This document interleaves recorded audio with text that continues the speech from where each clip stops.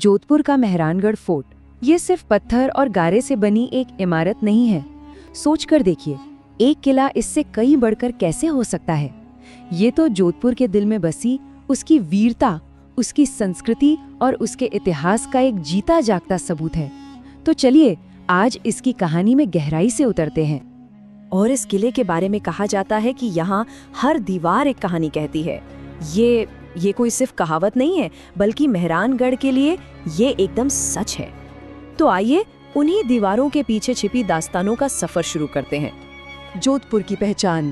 बिल्कुल, जोधपुर की मशहूर ब्लू सिटी के ऊपर एक मजबूत पहरेदार की तरह खड़ा है ये किला। ये शहर की आइडेंटिटी, उसकी पहचान का एक ऐसा हिस्सा है जिसे अलग नहीं किया जा सकता। सही मायने में ये जोधपुर की आत्मा है। तो बात करते हैं इसकी नींव, इसके नाम और एक श्राप की।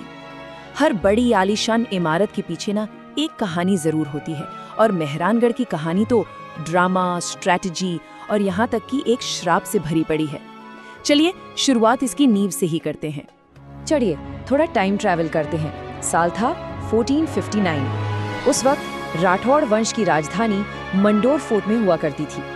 लेकिन वहाँ के शासक राव जोधा को महसूस हुआ कि एक ज्यादा सिक्योर, एक ज्यादा स्ट्रेटेजिक किले की जरूरत है।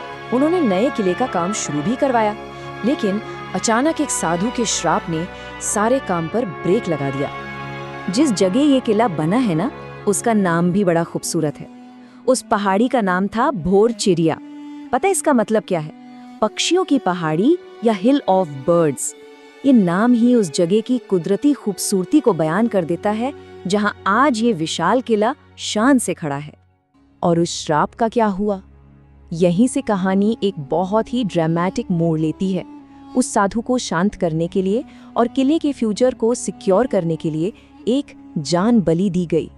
हाँ, एक इंसान की बलि।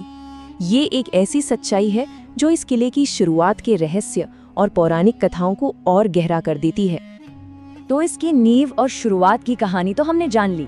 अब आगे बढ़ते हैं और किले के दिल में चलते हैं, मतलब इसकी शानदार कला और आर्किटेक्चर को देखते हैं।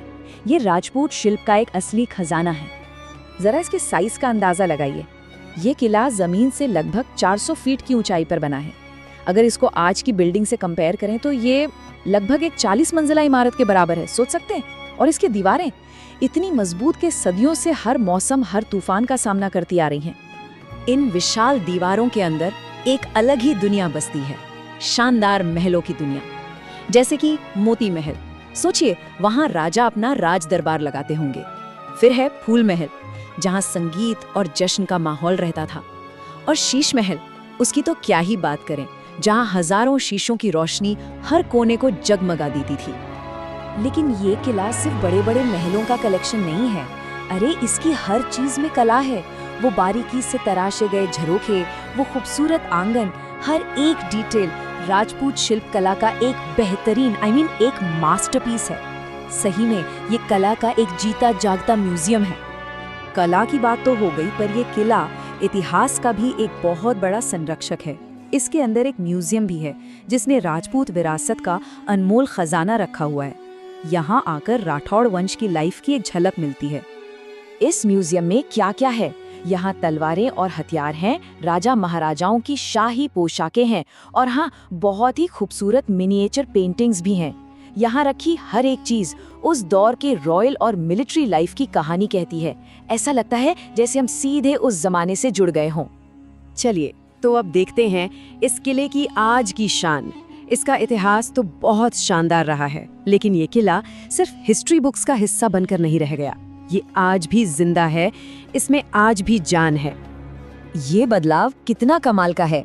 यहाँ देखिए, जो जगह कभी राजसी दरबार हुआ करती थी, जहाँ बड़े बड़े फैसले लिए जाते थे, वो अब बड़े बड़े कल्चरल फेस्टिवल्स का स्टेज बन चुकी है।